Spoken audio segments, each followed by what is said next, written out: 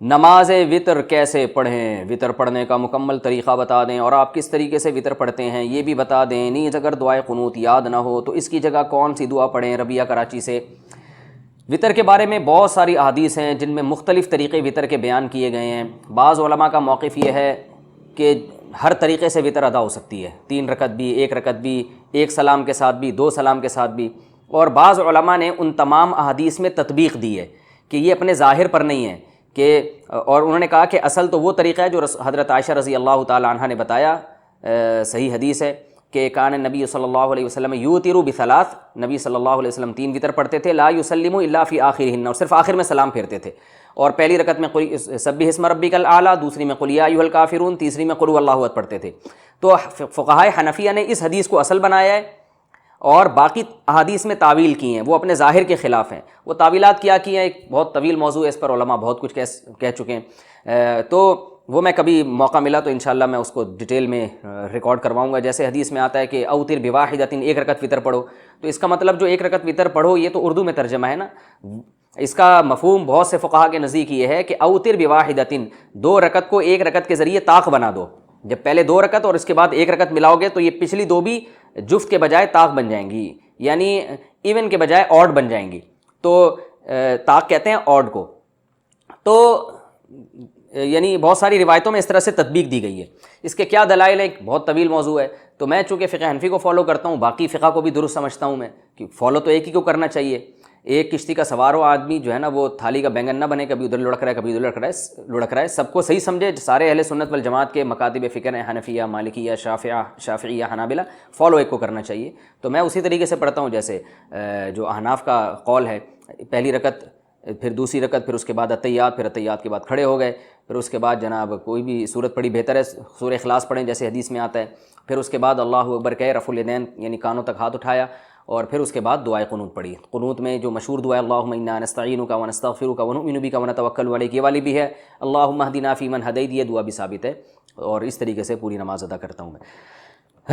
اور یہ والا طریقہ جو احناف جس طریقے سے پڑھتے ہیں، اتنی بات خوب سمجھیں، یہ ایسا طریقہ ہے کہ اس طریقے سے وطر پڑھنے پر سب کے نزدیک وطر ادا ہو جائیں گے، اور سب کے نزدیک افضل طریقہ یہی ہے، یہ ذہن میں رکھیں۔ یعنی مالکیہ کے نزدیک بھی اس طریقے سے وطر ہو جائے گا، شافعیہ کے نزدیک بھی ہو جائے گا، امام احمد بن حنبل کے نزدیک بھی ہو جائے گا، اور امام ابو حنیفہ کے نزدیک تو ہو ہی رہا ہے۔ تو چاروں فقہا، امام مالک، امام ابو حنیفہ، امام شافعی، امام احمد بن حنبل، چاروں کا اجماع ہے کہ اس طریقے سے وطر ادا بہرحال ہو جائیں گے۔ باقی طریقوں میں اختلاف ہے، کسی کے ہاں ہو رہا ہے کسی کے ہاں نہیں ہو رہا، تو اس لیے بھی اس میں اچھا اس پر بھی اجماع ہے کہ اس طریقے سے ہو جائے گا، اور اس پر بھی اجماع ہے کہ سب سے بہتر طریقہ یہی ہے وطر پڑھنے کا۔ تو اس لیے اس لحاظ سے بھی اس کو فوکس کرنا چاہیے اس طریقے کو کہ اس پر سب کے نزدیک وطر ادا ہو جائیں گے، اور یہ طریقہ صحیح حدیث سے ثابت بھی ہے۔ اور دوسری بات یہ کہ اس پر سب کے نزدیک افضل طریقہ یہی ہے وطر پڑھنے کا، تو یہ بے غبار ہے۔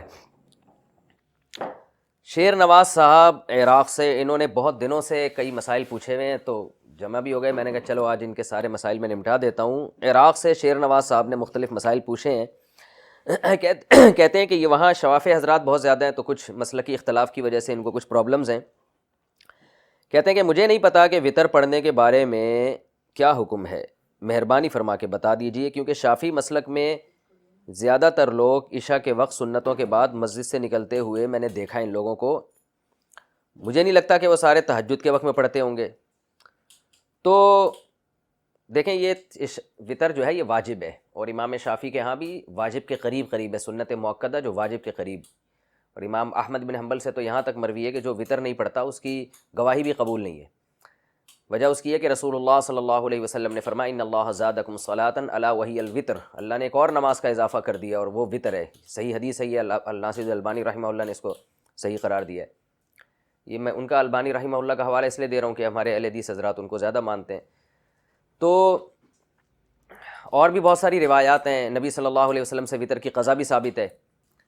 تو وطر کا حکم عام سنتوں کی طرح نہیں ہے، البتہ یہ ضرور ہے کہ ایسے فرض بھی نہیں ہے جیسے 5 نمازیں فرض ہیں، لیکن بہرحال ایسا بھی نہیں ہے کہ عام مستحبات کی طرح اس کو مستحب قرار دیا جائے کہ جس کا دل چاہے پڑھے جس کا دل چاہے چھوڑ دے۔ آپ صلی اللہ علیہ وسلم نے فرمایا کہ صلاۃ اللیل مثنی وثنی مثنی مثنی واذا خفت الصبح فاوتر بواحدۃ، کہ جب تمہیں خطرہ ہو کہ صبح ہونے والی ہے تو 1 رکعت وطر پڑھو. وطر پڑھنے کا مطلب یہ ہے کہ اوتر کا مطلب جفت جو 2 رکعتیں تھیں ایک کے ذریعے ان کو جو جفت نماز تھی اس کو وطر بنا دو, یعنی طاق بنا دو اس کو. باقی یہ ایک اختلافی مسئلہ ہے کہ 1 رکعت وطر پڑھنی چاہیے, 3 رکعت وطر پڑھنی چاہیے, یہ ابھی اس کا موقع نہیں ہے. آپ نے تو صرف یہ پوچھا ہے کہ لازم ہے یا نہیں, تو لازم ہے. اور امام شافعی رحمہ اللہ تعالیٰ بھی اس کے سنت مؤکدہ ہونے کے قائل ہیں, لیکن ایسی سنت مؤکدہ جس کو چھوڑنے کی بہرحال اجازت نہیں ہے. تو اب عراق میں اگر شافعی لوگ اس طرح کر رہے ہیں تو یہ ان کا اپنا عمل ہے, تو آپ ایسا نہ کریں, آپ وطر لازمی پڑھیں.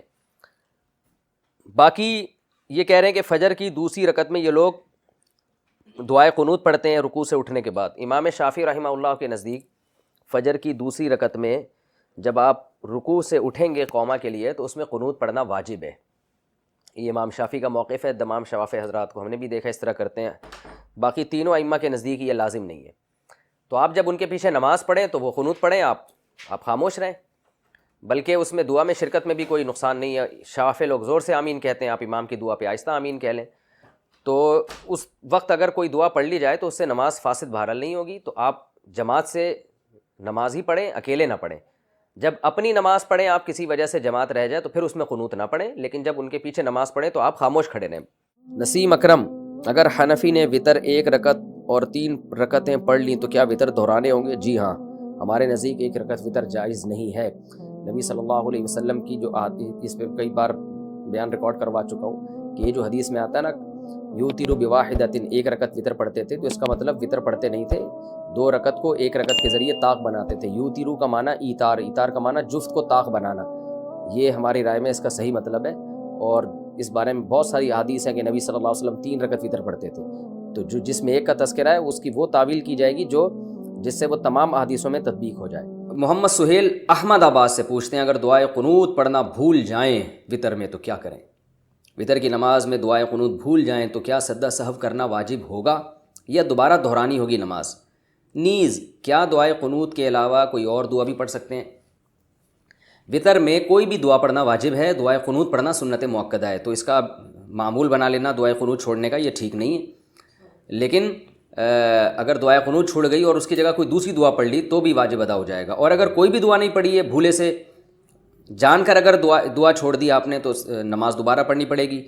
اور اگر بھولے سے آپ سے دعائے قنوت رہ گئی ہے یا کوئی بھی دعا نہیں پڑھی آپ نے بھولے سے, تو سجدہ سہو کرنے سے نماز ادا ہو جائے گی.